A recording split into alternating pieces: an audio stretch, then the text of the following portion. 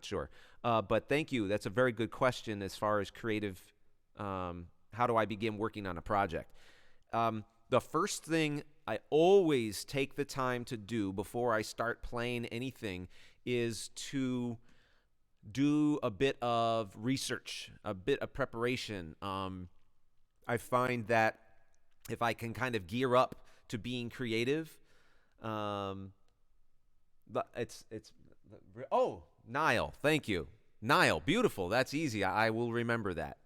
Um, so yeah, so Nile, when I'm just starting a project, I put a lot of importance on what I call the R&D phase, the research and development phase. Too many people, I think, when they're creative, especially when they're under a deadline, they're like anxious to get going, including myself. I used to be that way. Nothing was like, this is due Friday, or this is due in 2 weeks or 2 months, or what, doesn't matter. It's like, oh, I have to start being productive, meaning I have to start creating minutes of music every day. And probably the best change that I've ever made in my creative process is that I take the time to mull over things first.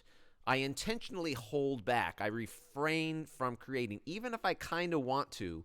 I find that if I take some time to maybe just gather sounds together, get inspired, watch a movie or look at reference material that's related to the project, listen to a song or a soundtrack or reference music, study a certain ethnicity's musical style, depending, again, what I'm doing.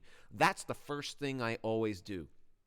And if all is the equal, I try to dedicate at least 10% of the time I have to work on a project to just doing that. So I hope that answers your question. And there's a lot of things that I can do, during that R&D phase. But one of the most important things is to just really understand what you're working on, walk around, let ideas happen in your head, because I never thought I was the kind of person that would be able to kind of, walk around and this great idea comes to my mind. And it doesn't always that way. Sometimes I really have to kind of sit down, and I'd say most of the time I have to kind of sit down and be present in front of the keyboard.